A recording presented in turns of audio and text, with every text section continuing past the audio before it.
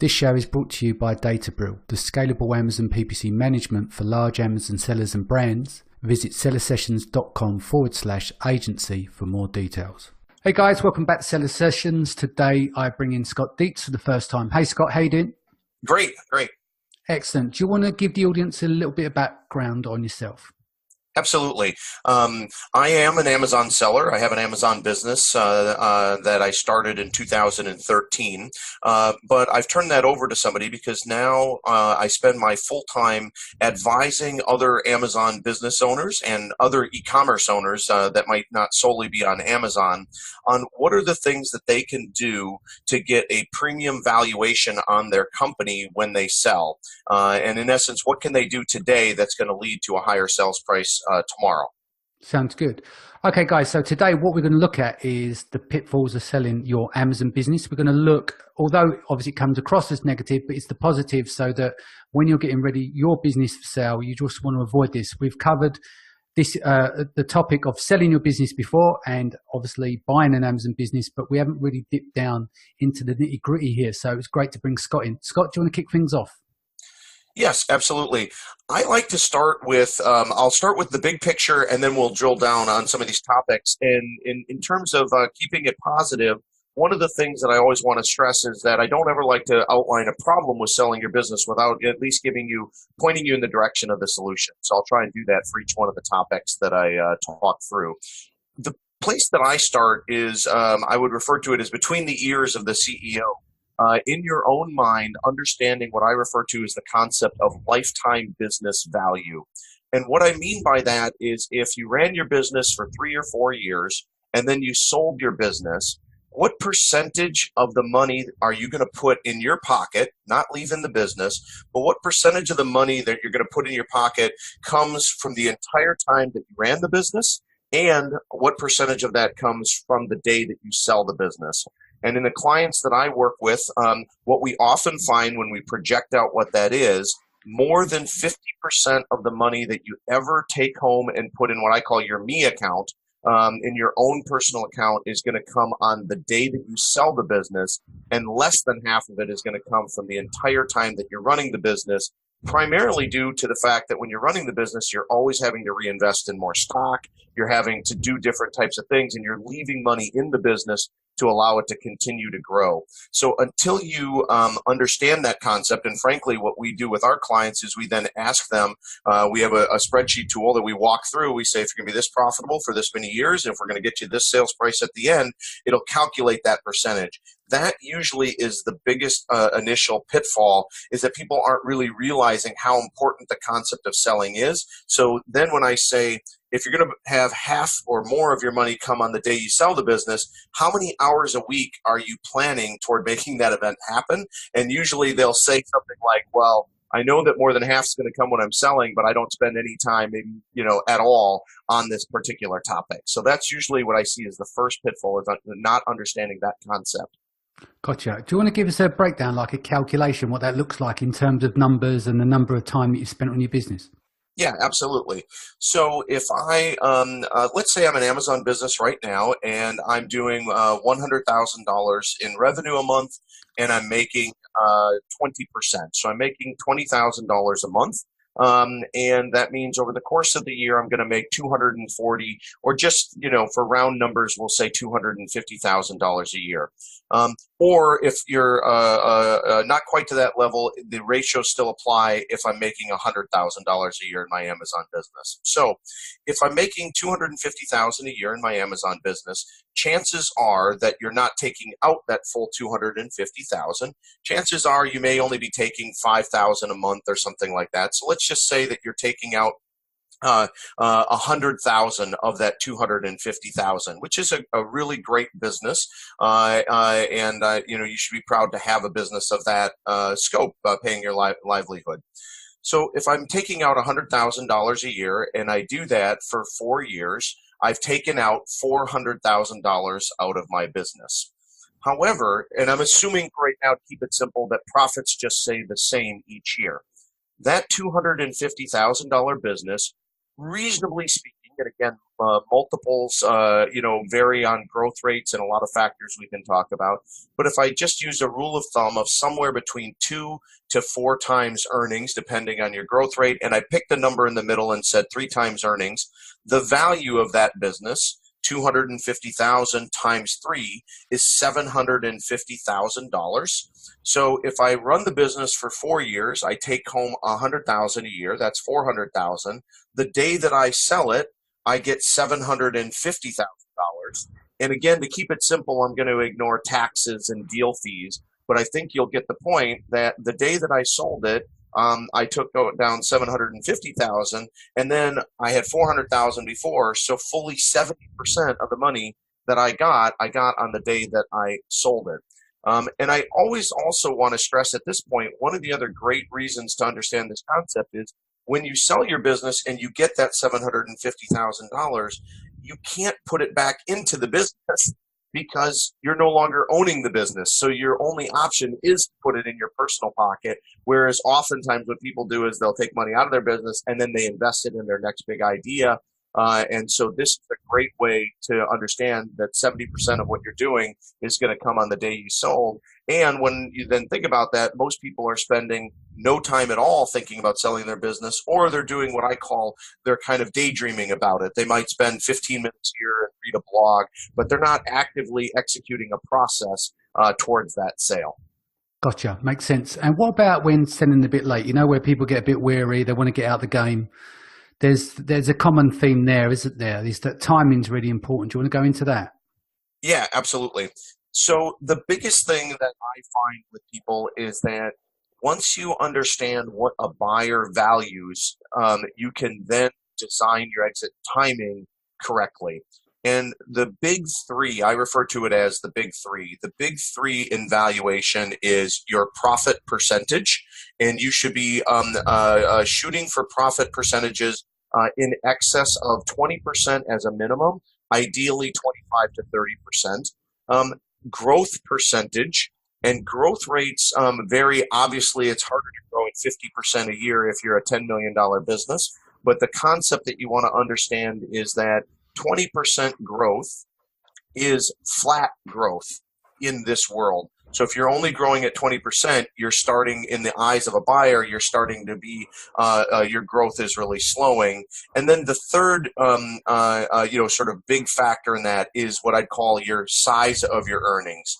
You get a higher multiple on your valuation, the bigger your earnings are. So here's the common problem that you mentioned when people start getting a little bit tired. Or maybe they're not even tired, but they start not reinvesting back in growth. It's going to take you, people will sell quicker than this, but I always say to people, plan on 6 to 9 months. And if it happens earlier, great. And I'm talking from the time that you decide to sell to the time that the cash is actually in the bank, not when you've got an offer, but you haven't received the cash. So in that time period, what you want to be thinking about is that your growth rate needs to be continually increasing throughout that entire process. And usually what happens is that people think about selling once they've gotten to, let's say, $1 million or $500,000 of revenue, and maybe they're making $250,000. But the problem is that the growth rate is starting to slow. And once the growth rate starts to slow, the multiple goes down. So if I have a company that is $500,000 of earnings, but it's not growing, it might only be worth $1 million, 2 times earnings. That exact same company that has $400,000 of earnings, but has grown in the last year 50 or 75 or 100%, might be worth as high as 3 or 4 times earnings. So I've got a company that's only got 400,000 of earnings, worth, even at 3 times earnings, it's worth 1.2 million. Or I've got a more stagnant company making 500,000 a year, but it's starting to slow. It's only worth $1 million because of the lack of growth. So what I always say to people, if you were going to visualize either we call it a bell curve or a mountain or whatever, most people want to sell when they're on top. And what you want to be able to do is sell when you're on the way to the top. And the reason you want to do that is because the buyer only cares about your future profits. So you want to be able to show them that the future profits are going to double or triple. And if you wait too long, typically what happens is you can no longer make that story because you haven't reinvested in maybe more products or new markets or those things. Okay, so let's say you start in March and then selling the end of Q4, then it'd be looking good then, yeah? No, I'm joking. Yeah. But like with the timings, it's going to be important. Yeah, exactly. If you want to dress stuff up and you want to take that risk, get a load of stock in, make sure you're ranking well, and then obviously with Q4, it looks like it's going to grow October, November, December, obviously category dependent. But there are means and ways of dressing growth, isn't there? I mean, people are smart, so it's important to point out that you want authentic growth. There's none of the pumped up growth is going to work for selling the business, because people are smarter than that. They're going to obviously have people on the deal table to make sure that what they're buying is of a good stature and in good hands, Yeah, absolutely. I refer to that as hollow calories. When you're using ad spend to drive a bunch of revenue, but it's not adding to the bottom line. And I see this a lot, frankly. One of the other pitfalls is that people believe that they need to be everything to everybody in order to get a valuation. So I just happened to advise one of our clients to not diversify into Shopify and build out a whole e-commerce site, because at the price point of their products, it's going to be very difficult to make it profitable. And because of that, they're spending a lot of time on something that what they should be doing is focusing more on their Amazon product set. They have 3 or 4 winners, excuse me, and what they should be doing is focusing on creating 3 or 4 more winners so that they're more diversified. Makes total sense. Let's have a quick chat about suspensions, because obviously they can throw spanners in the works. Like obviously there's full account suspension based on manipulation. There could be patent issues. There could have been problems with individual products that got suspended, but not the full account. Do you want to give us an idea of what kind of impact that has on the business on those different permutations? Yes, absolutely. It's a huge issue, and it's primarily an issue because it's something that you can't control. So I'd like to address that from 2 perspectives. The first perspective is if it hasn't happened to you, and then I'll address it if it has happened to you. Here's what I mean by if it hasn't happened to you. One of the reasons to really think about selling your business when things are going well is that in this industry, there's a number of outside factors that can come in that can make things not going well. I like to use real life situations. I've got another client that I work with, $4 million in revenue, making about $800,000, got a nice company, probably worth somewhere between, 3, 4, or $5 million, depending on, different types of factors. Got hit with account suspension, got hit with patent issue. That business now is down in value. And now needs to be rebuilt up.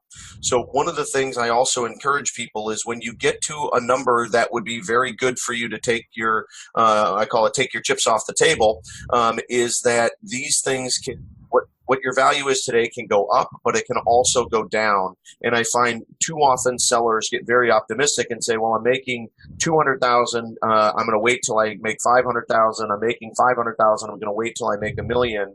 And I like to advise people is that if it's your first time selling a business, think long and hard about getting the first one under your belt, and then you might go back out and just do it again. But just be very conscious of the fact that these things can come in and your valuation will not always be what it is today. It can go up and it can go down. So that's it's a very real risk factor in these types of businesses, and you need to factor that into when's the right time to sell.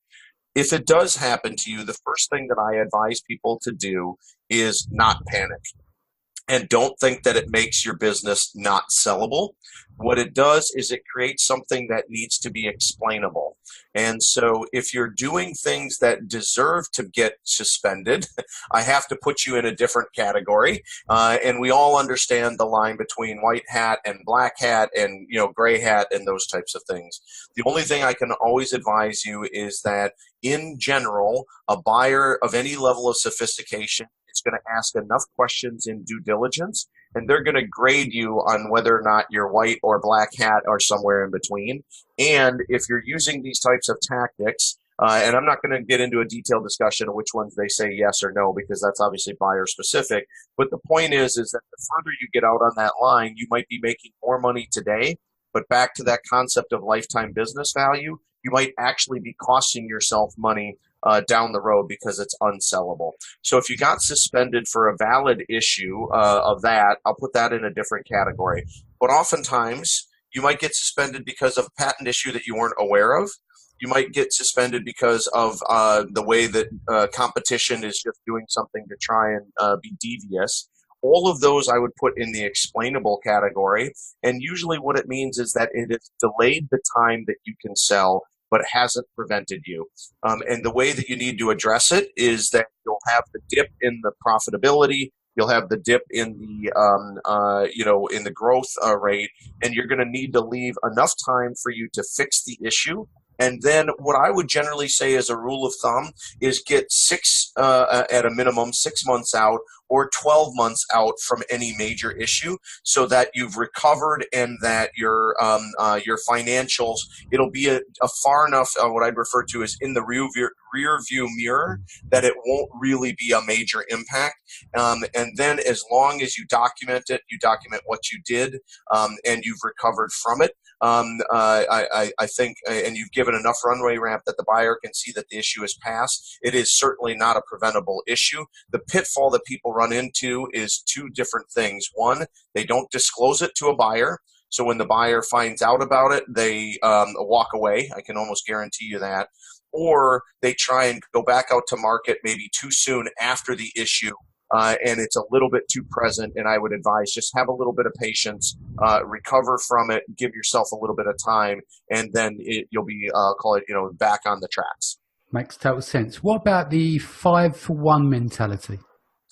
Yeah, so this is a concept that I learned from my mentors when I sold my first business. Is this: most people think about, if I can save $1, I put the dollar in my pocket and it's worth $1. Without going into the valuation methodology in too much detail, but a common valuation methodology is that you're valued based on your previous 12 months earnings, using a specific definition called seller's discretionary earnings, which is basically your profit, and then you get to add back the owner expenses that you've been running through the business. Yeah. So here's the concept. I've got $100,000 that I'm making, and I'm valued at 3 times seller's discretionary earnings. That means that I'm valued at $300,000. If I save $10,000, my earnings went from $100,000 to $110,000. So I increased my earnings by $10,000. So most people would say I collected $10,000.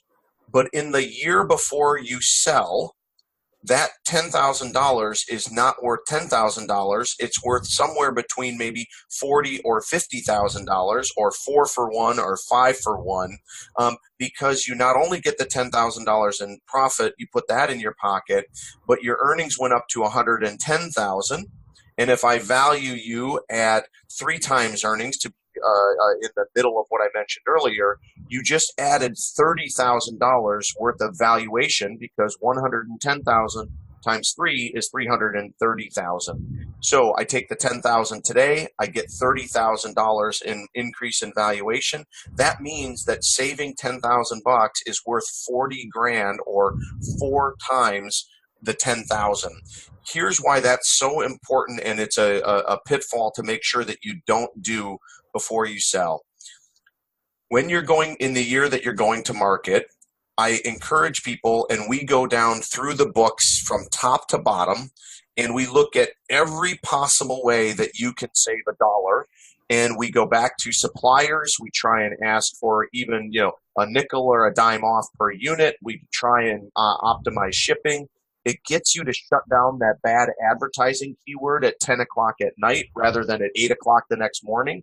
And so what I encourage people to do is literally paste a dollar bill and a $5 bill on their board in front of them, so that in the year that you're selling, you're maximizing the profit while not sacrificing growth. I want to be very clear that what you don't want to do is shut off things that are going to slow down your growth, because that's going to hurt your valuation. But most of the time, if I looked at 100 Amazon sellers, and I'm guilty of this too, we're entrepreneurs, we're marketers by nature, we're optimistic by nature. That's why it's so fun being in this community. But it doesn't mean that we're usually penny pinchers and we're usually looking at the bottom line. We're trying a lot of things, we're making a lot of mistakes that are good, but we're also sometimes, I'll call it, a little bit lazy about our expenses. Yeah. And when I first sold our business and this concept was explained to me, we literally started buying cheaper notebooks, cheaper pens. We did everything we could to maximize profitability. And it's not uncommon that I find an Amazon seller, even a modest size Amazon seller, that with a few important tips can save $50,000, $100,000. That can add up. That's only a couple $1,000s per a month, for $4,000 a month. If you're a good size seller, maybe it's only 2,000. But if I can get you to save 50 grand a year before you sell, what you can do is you can guarantee yourself that that's going to add at least 100,000 and maybe $200,000 onto your price. And as I like to say, that's real money in my house. And I don't want to live in a house when it's not. Is that's the way you want to be thinking. And the other key part of that, if you're selling after the holidays, is the other thing you can do to increase your profitability is to raise your prices, during your holiday, and make sure you're maximizing that profit. Now, if you just raise a whole bunch of price, and do it sort of, to absurdity, and then and then your growth slows, that's not what I'm recommending. But what I'm recommending is that if you tape 4-for-1 or 5-for-1 mentality on your board a year before you sell, you'll have it conscious in your mind, and you'll start doing decisions that lead not just to better revenue today, but the highest valuation when you sell. Sounds good. So before we wrap, do you want to just go into where people get caught up in the multiples game? Sure. So I think it's very important to understand when you're going to the buyer table that unless you understand the rules of the game, what you really, we have the expression here in the States, you're bringing a knife to a gunfight, which is generally not a good idea. Buyers are sophisticated, and they're going to use every means that they can to beat down your particular price. Yeah. One of the most common ways that they're going to do that is they're going to say, we don't buy based on future earnings. We only buy based on historical earnings. And I'm sure you've heard that. It's something very, very common that's out there, and it creates a mentality for sellers to believe that that's true. In actual fact, a buyer doesn't care at all about your historical earnings, because you're going to get to keep that earnings. They only care about what their perception is of future earnings, okay? Because that's the only profit that they're going to get. And so here's what I mean by being caught in the multiples game. Your trailing earnings is $500,000. You're doing really well. And a buyer says to you, we're valuing you at 3 times historical earnings. So you're worth $1.5 million. Most people will understand and think that that's the best that they can get for that business. But if you are growing rapidly, what you want to be able to show a buyer is you want to be able to show them what are the earnings that they're going to get. And I like to refer to it as calculating the buyer's effective multiple. And I'll say that term again so that you ingrain it. The buyer's effective multiple is the amount that they paid divided by the earnings that they make in the year after they sell. So here's the scenario. $500,000. If the company is going to double and go up to $1 million, they paid 3 times earnings of the 500,000, so they paid 1.5 million. But if you double in growth within that year and you go up to $1 million, you take the 1.5 million divided by 1,000,000, the buyer's effective multiple is only 1.5. It's half of that because your growth is doubling. So the key point that is what I call getting caught in the multiples game is trailing 12 months earnings is a way to calculate your business. It is not a way to value your business, because any broker or buyer will tell you that if I have one company doing 500,000 that's doubling and I have another company that's doing 500,000 that's flat, they're not worth the same, even though the calculation is going to be the same. And they use the trailing 12 months as a way for us to calculate it for two reasons. One is because it's the only earnings that a buyer can have that's proven. But the other is, very candidly, is unless you show them what the future potential of the business is, it's a great way to pay you not for what the business is going to do, but based on what it has done. And it's very important for you as a seller to realize is that that's a really good strategy for buyers to lower the price that they have to pay, because they just make the statement that says, well, we only pay based on historical, you're making this much, we only pay this multiple, and they're kind of giving you all of the reasons why you're not worth as much. And what we do with the clients that we work with is you build a detailed bottoms-up forecast, which means you go through every one of your products, you look at what the growth rate is of those products, you project out that growth, you layer in the products that you're bringing to market, and you layer in the full year of what those growth is going to do. And in your own head, you have to be able to understand that if I am making 500,000 right now, where do I believe in my heart of hearts I know my earnings will be 12 months from now? And then you'll have what you believe that you're worth based on buyer's effective multiple. And then you'll know what's the right multiple that might be still calculated as trailing, but you'll know whether or not you should sell for a 2 times trailing, a 3 times trailing, a 4 times trailing, or what we even see with larger sellers, 5 or 6 times trailing, because the growth rate and the earnings are there. So that's the, it's maybe, I hope I went into it in enough depth, but understand what your future profitability is, divide your future earnings by the price that you're asking, and calculate this, and at least bring that to the table and be able to justify that in front of a buyer, and it will help you in the negotiation because they're always going to ask for a lower price than what your listing price is. So it helps you in those negotiations get the best valuation. Sounds good. Sounds good. So what is the best way that people can reach you? Can they get in contact with you via email if they've got questions, etc.? Yeah, absolutely. As you can probably tell by my enthusiasm, this is a topic that I can talk about for a long period of time. And I'm happy to entertain any questions that people have. I really see this as a way that I can give back. I was fortunate enough to have mentors that helped me sell my business and teach me a lot of these capabilities. And so I really welcome any and all questions. Best way to reach me is my full name, Scott Dietz, which is SCOTT. D is in David, EETZ, at northboundgroup.com. So NORTHBOUNDGROUP.com. Or if you want to just take a look at what we do, you can go to northbound.academy. And that is our URL. But most people reach me by email because they have specific questions. So just grab me at Scott Dietz at northboundgroup.com, and I'd be happy to answer any questions. Guys, thank you for joining us again today. Scott, thank you for joining us. If this is your first time, don't forget to hit the subscribe button, and we'll see you again in a few days. Take care.